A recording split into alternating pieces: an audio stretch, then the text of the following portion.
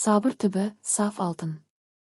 Біз отырған Алматы-Ақтөбе жүрдек пойызы Алматы вокзалынан қозғала бере қарсы орындағы жасы менімен шамалас, болмаса 2-3 жас қана үлкендігі бар замандас, ер азаматсыз ғой. Жоғарыдағы төсеніштерді түсіріп, жаймаларды жаюға маған мүмкіндік беріп, купеден шыға тұрсаңыз деді ілтипатпен. Сәлден соң купенің есігін ашып, келіп жайғаса беріңіз деді. 2 орынға да төсеніш төсеп, жаймаларын жауып, тамақ шетін шағын үстелдің үстіне дастархан да жайып қойыпты. Дәмге келіңіз. Кешіріңіз, осындай жерде томаға тұйық, тым-тырыс отырғанды жақтырмайтын адамын. Кемедегінің жаны бір деген емес пе? Дастарханға жақындаңыз. Жол жүрердің алдында маған ас батпайтын әдеті бар. Қашан жайғасқанша тамақ іше алмаймын деп сөзін бастады. Сәлден соң өзінің Ақтөбе қаласында тұратынын, Арал ауданында туғанын, Ақтөбеге кейін көшіп барғанын, және атының Ақтолға екенін айтты.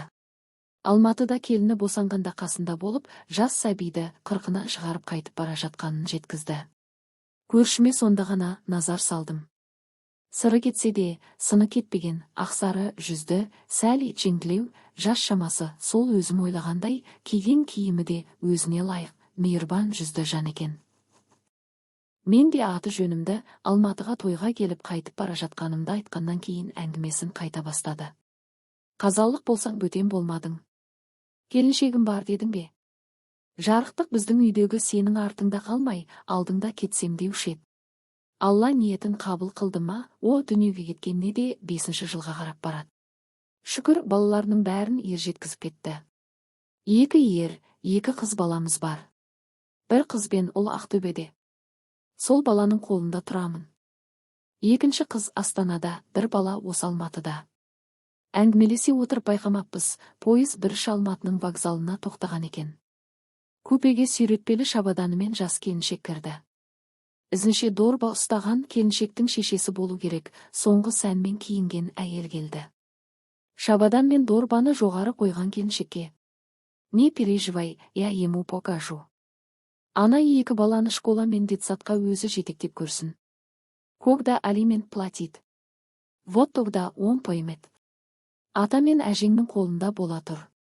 Не переживай, ештеңе ойлама, отдохни хорошо» деп орысша қазақшасын араластырып ақыл айтқан анасы қызымен қоштасты. Жол жүруге ыңғайлы киіммен келген жаңа көршіміз орнына көтерілді де үнсіз жатып қалды. Біз де үнсіз тамақтандық. Мені де Ақтолғайды да жаңағы көрініс ойлантып бастағандай. Дастарханды жинастырған ол терезеге қарап ойға кетті, ал мен оқып бастаған кітабымды қолыма алдым. Пойыздың үстінде ұйқы мен тамақ ішкеннен басқа жұмыс бар ма? Дейтін бір құрдасым. Көзім ілініп кеткен екен. Қарағым, есімің кім, қай жерге дейін барасың? Кешкі тамақтың мезгілі болды. Мына шәйнекпен бізге шай әкеліп берсең. Бірге отырып тамақтанайық. Біз сияқты ата әжең бар екен деген Ақтолғайдың даусынан ояндым. Көзімді ашсам, жоғарғы орыннан түскен жаңа көрші сүлгісін мойнына салды да: «Есімім Жанна, Ақтөбеге барамын».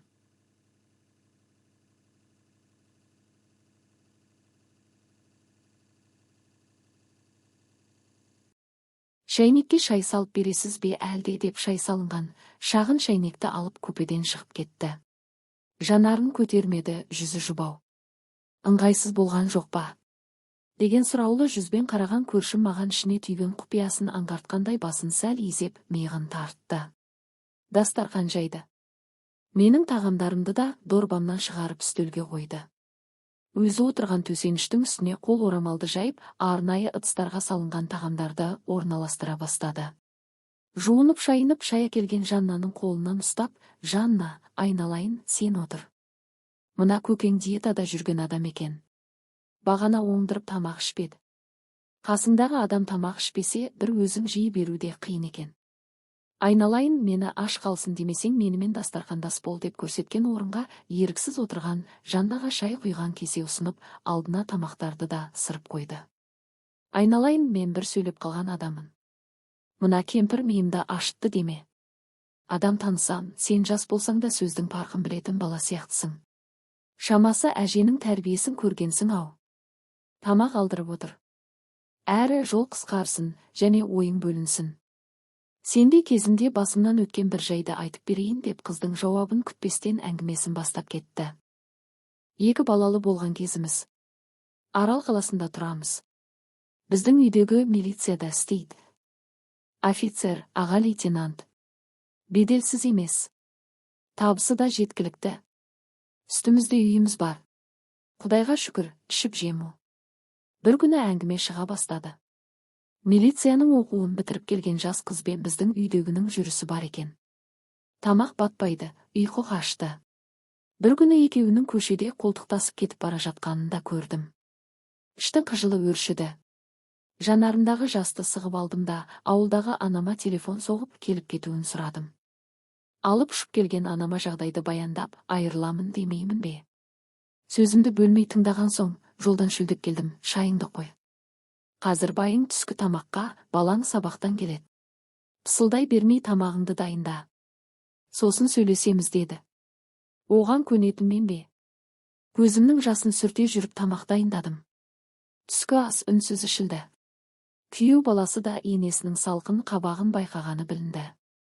Дастархан үстінде тек ауылдың ғана жағдайымен шаруашылықты сұраған болды. Ас ішушілер кеткеннен кейін анам ортадағы диванға жайғасып, мені жанына шақырды. Ақтолғай айналайын, саған айтар ақылым да, кеңесім де осы. Сен тыңда деп әңгімесін әріден бастады. Алдыңдағы 2 ағаңнан кейін саған 2 қабат кезім. Кішкентай ауылда сөз жатама, отырыңқырап қалған көрші қыз Салжекеннің әкеңмен шатағы бар екен деген сыбыс тарады. Сенер-сенбесімді білмей жүргенде үйдегі телефонға қоңырау шалған біреу, Салжекен жаңа автобуспен Аралға кетті. Ауыл советтің председателі сенің байың ғой.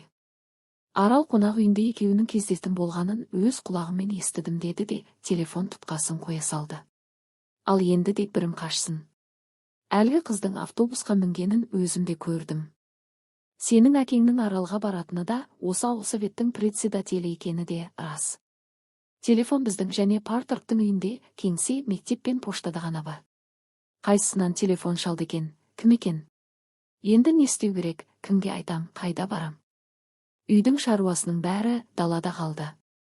Қолым ештеңеге бармайды.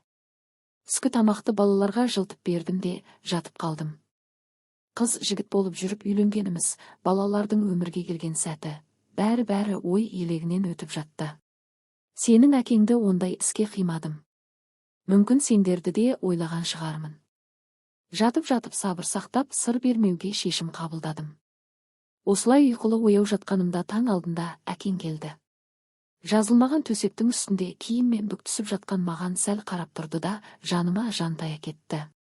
Үстінен қызыл шарап пен әтірдің иісі мүңкете қалды. Ішімді қызғаныштың қызыл шоғы ма әлде, дәрменсіздіктің суық мұзы қарып өткендей болды. Сол сәт жылап жібермегеніме осы кезге дейін таң қалам. Теріс айналып жаттым. Ол да киіммен жатқан күйі қалғып кетті. Таңертең күндегіден де ерте тұрдым. Ет шырғырып сұйық сорпа жасадым. Шифонерден костюм шалбарын, жуылған көйлегін үтіктеп, галстугіне дейін шығарып қойдым да ояттым. Тұрып үстіңдегі иіспен жұмысқа қалай барасың? Басың ауырып тұрған шығар, ыстық сорпа іш. Киімдеріңді дайындап қойдым дедім. Ол маған аң-таң болып қарады. Басын қос қолымен ұстап, шайқап жіберді де, барып беті қолын жуып дастархан басына келді. Бойымдағы ашуды әрең тежеп. Ауылдың бетке ұстар азаматсың. Ауыл советтің председателісің. Алдыңа жұмысшы болып неше түрлі адам келетінін білемін. Тана көзін сүзбесе, бұға жібін үзбейді.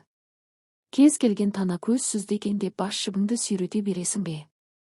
Қайта айналып келер қазығың деген кезде даусымның дірілін сезіп далаға жүгіріп шықтым. Аулаға шығып өксіп алдым да, шарбақты сыпырып, малға шөп салған болдым. Іштегі қыжылымды басуға сабырымның жетпей қалуынан сескеніп, онымен кездескім келмей, мал қораға кіріп кеттім. Сәлден соң оның киімдерін ауыстырып, жұмысына кеткенін білдім. Түскі тамақ істеуге құлқым жоқ. Азанғы сорпаны балаларға жылтып бердім. Осылай болатынын білгендей ол түскі тамаққа келген жоқ. Қанша сабырлы болуға тырысқаныммен көңілім құлазып, айдалада жалғыз қалғандай күй кештім. Қасыма келген балалардың басынан иіскегенім болмаса, айналып толғанып еміренбедім. Олар да бірдеңені сезгендей маған жалтақ-жалтақ қарап, далаға ойнауға шығып кетті. Содан кеш батқанша не істеп жүргенімді өзім де білмей, үйге бір кіріп, бір шықтым.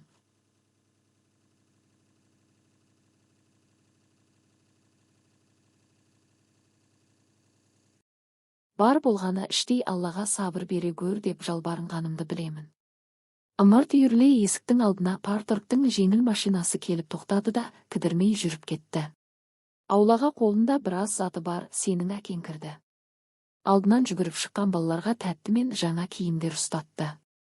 Сонан соң алдыма келіп әңгімесін бастады. Сен бір нәрсе білгенде киіндіріп жіберіпсің. Аудандық атқару комитетінде жиналыс болып, соған барып келе жатырмын.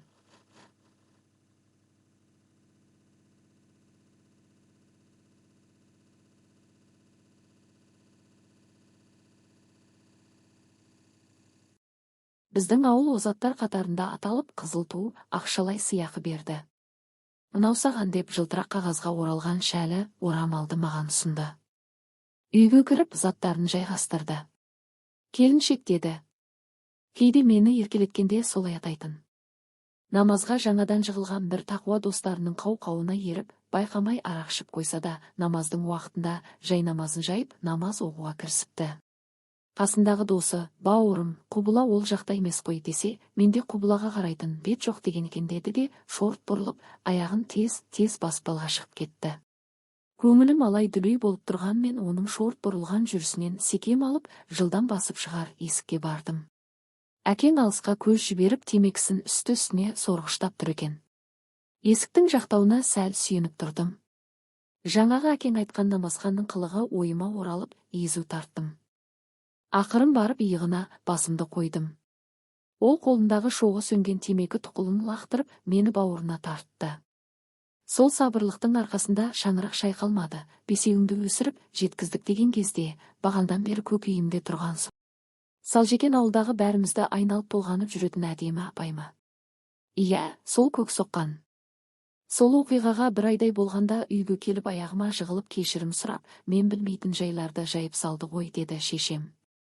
Сенің әкеңді көре алмайтын біреулер байғұс қызды ойыншық қылып, сенің әкеңе көзін сүздіріп, ертеңіне аудандық партия комитетінде үстінен домалақ арызды айдап жібереді ғой. Абырой болғанда сол кезде домалақ арыз қаралмасын деген қаулы шығып, арыз басылып қалады. Әлгілер енді байғұс қызды милицияға шақырып қорқытады. Сенің қонақ үйде ауыл советтің председателімен бірге болғаныңды біліп отырмыз. Сол жерде ауыл советтің председателі мені зорлады деп арыз жазып бер дейді. Ал бой жеткен, автобустан қалып қойып қонақ үйге барғаным рас.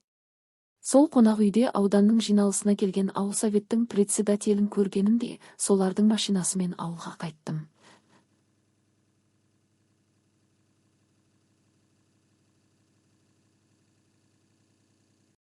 Мені ешкім зорлаған жоқ деп жазып берген арызына олар ертең ауыл советтің әйелі аупарткомға арыз жазады. Сонда көресің. Осы арызың алдыңнан шығады. Біреудің отбасын бұзған жезөкше ретінде сотталасың деп қорқытады. Содан ұйқысыз, күлкісіз жүрген бұған біреу біздің үйде ұрыс-керіс болмағанын, үй сыртынан ондай жағдай сезілмейтінін, менің арыз беретін адамға ұқсамайтынымды жеткізеді. Содан байғұс қыз екі өкпесін қолына алып аяғыма бас ұрды. Көп ұзамай қыздың қарт әке-шешесі бірінен кейін бірі қайтыс болды. Өзі де екі рет үйленіп, біреуінен тірілей, біреуінен өлі айырылды. Соны көрген мен оны аяп әкеңе қолға салып, балабақшаға тәрбиеші етіп қойғыздым. Өзі де балажан екен, балаларға өбектегенде жаны қалмайды. Содан бүкіл ауыл әдемі апатап кетті ғой. Қызым айналайын, сабыр түбі, саф, таза, алтын деген.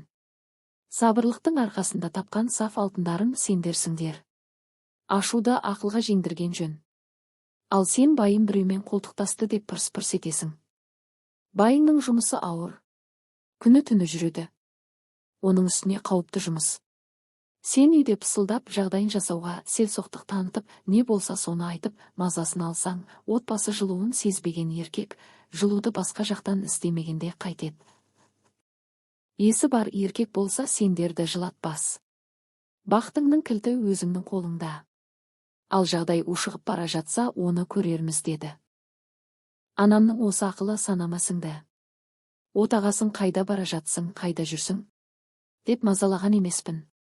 Қай уақытты келсе де, кімді ертіп келсе де қабақ шытпадым. Топырағы торқа болғыр өлерінің алдында 4 баласын мені шақырып алып. Бұл өмірде өзімнің анама, сосын мына Ақтолғайға ғана қарыздармын. Еркелігімді де, тентектігімді де көтерді. Әйел болып алдымды кеспеді. Кемшілігімді кешірді, беделімді өсірді. Сендердің де бар тауқыметтеріңді осы кісі көтерді. Мен өкіметтің тапсырмасын орындаймын, қылмысты азайтамын деп жүрдім. Осы кісінің алдындағы парызымды өтей алмай бара жатқаныма өкінемін. Мені ол жақта тыныш жатсын десеңдер, аналарыңды өлгенше аялаңдар деп көзіне жас алды. Мен анамды есіме алып көз жасымды сығып алдым. Бұл жайды сөздің парқын біледі-ау деген жандарға, қыздарыма ғана айтамын. Келіндерге айтуға болмайды, дұрыс түсінсек жақсы деп әңгімесін түйіндеді. Әңгіменің аяқталғанын сезіп сағатыма қарап, біраз уақыт болыпты-ау, өз батам өзіммен деп бетімді сипап, купеден шықтым. Жуынап келсем, купенің жарық шамын көмескілеген 2 көршімде жатып қалыпты. Мен де орныма жантая кеттім. Ертеңіне жолсерік жігіттің ата төретамнан өткенімізге біраз уақыт болды. Жамылы тапсырыңыз деген даусынан ояндым. Кеш жатқандықтан ба, мен оянғанда күн сәске түс болыпты. 2 көршінің екеуі де көрінбеді. Шағын үстелдің үстіне дастархан жайылыпты. Шай әкелуге шыққандарын сездім. Купеден шыға бере Жаннаның ұялы телефон сөйлесіп тұрған даусын естідім. Жүзінде кешегідей кірбің жоқ. Даусы да жарқын. Сөз саптауына қарағанда анасымен емес жұбайымен сөйлесіп жатқан сыңайлы. Құдай берген Есекей,